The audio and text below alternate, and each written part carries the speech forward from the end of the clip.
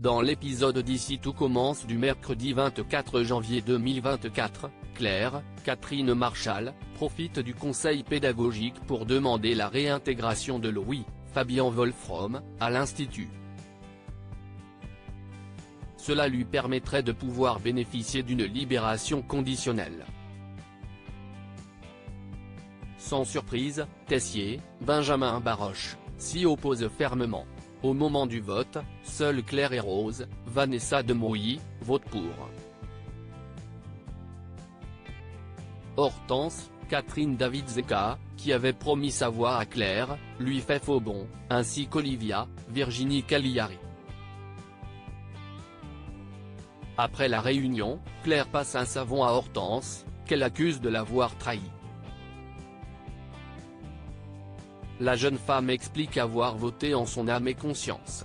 Elle avait décidé de l'aider, mais Tessier a réussi à lui faire changer Davis.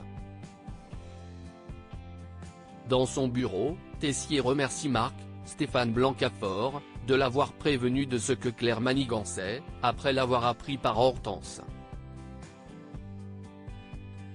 Grâce à lui, il a pu éviter le retour de Louis à l'Institut. Marc explique l'avoir fait par pure amitié. Il veut qu'Emmanuel comprenne qu'ils jouent dans la même équipe. De retour chez elle, Claire se dispute avec Olivia. Elle lui en veut de lui avoir planté un couteau dans le dos alors qu'elle la pensait réconciliée avec Louis. Olivia assure s'être rapprochée de ce dernier, et justement, elle ne veut pas qu'il ait à revenir sur le lieu où il a tué son père.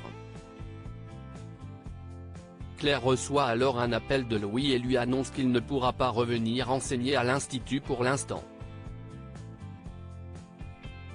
Toutefois, elle est prête à tout pour le faire sortir de prison, y compris à faire renvoyer Tessier. Jim et Jasmine se retrouvent enfermés dans la cave à vin ailleurs à l'Institut. Lionel, Lucien Belvès, demande à Jim, Loane Beckmont, de remonter 3 caisses de vin de la cave de l'Institut à sa place. Il devait s'en charger, mais il doit se rendre chez un fournisseur.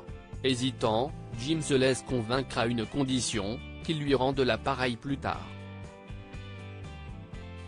Kelly, Axel Dodier, trouve la demande de Lionel bizarre, d'autant qu'elle n'était pas au courant pour son rendez-vous chez un fournisseur.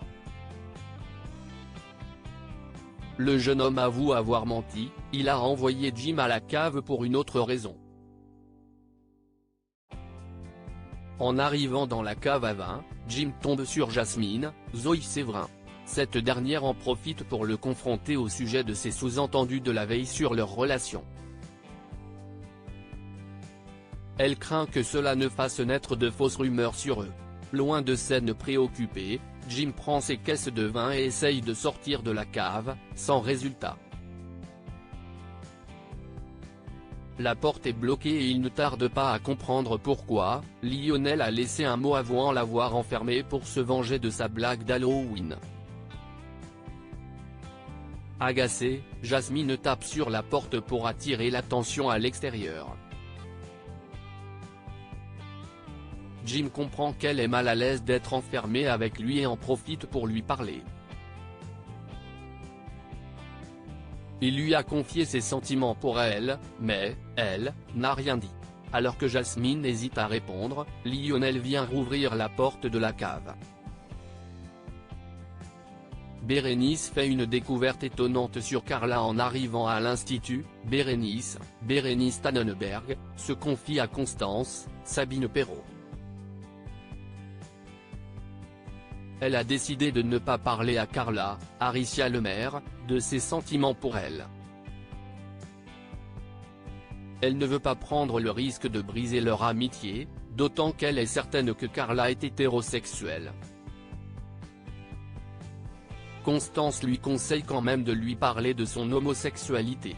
Plus tard, Bérénice retrouve Carla à la cafétéria, en pleine conversation avec Silvio, Corentin Pelli. Ce dernier lui rappelle qu'il organise une fête à la coloc le soir même pour son anniversaire. Carla accepte de passer et annonce qu'elle viendra avec Bérénice. Elle a même prévu de lui faire un make-over pour l'occasion. Dans l'après-midi, la brigade de Cardone, Alexandra Vandernoot, se rend en cuisine pour la troisième épreuve qui déterminera leur chef. Ethan, Rick Kleve, part sur un Saint-Honoré au miel, ce qui laisse sa mère dubitative. Elle pense que le dessert sera beaucoup trop sucré. Inspirée, Bérénice conseille à Ethan de mettre du miel de châtaignier, plus amer, dans sa recette. Elle lui suggère également d'utiliser du colorant alimentaire pour donner un joli aspect à sa chantilly à la lavande. En la voyant parler avec Ethan, Cardone se met en colère et rappelle à Bérénice qu'elle n'est là que pour jouer les boniches auprès des autres élèves. Lors de la dégustation, Cardone est épaté par le Saint-Honoré d'Étang et le félicite pour le choix du miel de châtaignier. Cela lui permet de se hisser à la première place du classement et d'être nommé chef de brigade. En fin de journée, Carla passe en cuisine et se rend compte que Bérénice est restée pour préparer son propre Saint-Honoré. La recette de la jeune femme bluffe Carla, qui décide de mettre le dessert au frigo avec un mot pour que les chefs puissent le goûter. Elle emmène ensuite Bérénice chez elle pour se préparer pour l'anniversaire de Livio. Sur place, les élèves décident de jouer à action ou vérité. Livio se charge de poser la première question à Carla, quel est l'endroit le plus étrange où elle a fait l'amour ? Carla explique l'avoir fait au cinéma avec une amie. Et oui, elle aime aussi le faire avec des femmes. Cette nouvelle réjouit Bérénice, qui a du mal à cacher sa joie. Plus tard, David, Liam Hellman, demande à Carla de faire tourner une bouteille et d'embrasser la personne sur laquelle elle tombe. L'objet tombe sur Livio, que Carla embrasse avec le sourire. La scène est difficile à voir pour Bérénice. En fin de journée, Ethan retrouve en cuisine pour travailler.